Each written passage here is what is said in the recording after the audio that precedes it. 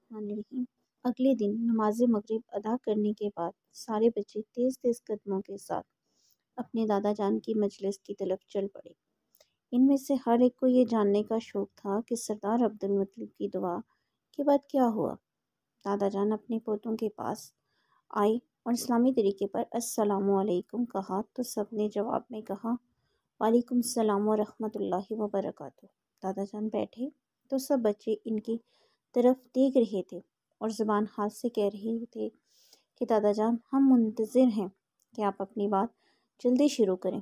دادا جان نے بھی ان کی تیز نظروں سے سمجھ لیا کہ ان کے پوتے کیا چاہتے ہیں۔ انہوں نے بات شروع کرنے کا ارادہ کیا لیکن سکینہ نے ان سے پہلے پوچھ لیا۔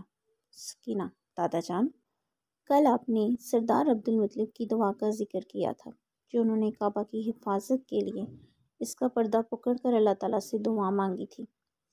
آپ ہمیں بتائیے کہ اس کے بعد کیا ہوا؟ دادا جان: اس کے بعد مکہ والوں مکہ سے باہر نکل گئے اور اللہ کا فیصلہ آنے تک پہاڑوں کی چوٹی پر چلے گئے۔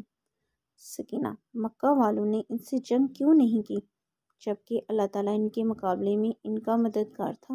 دادا جان: شاید تمام جہانوں کے رب کو یہ منظور نہ تھا کہ مشرک لوگ اس جگہ پر جنگ کریں جو اللہ تعالیٰ اور اس کے بندوں کے نزدیک سب جگہوں سے پاک ہے۔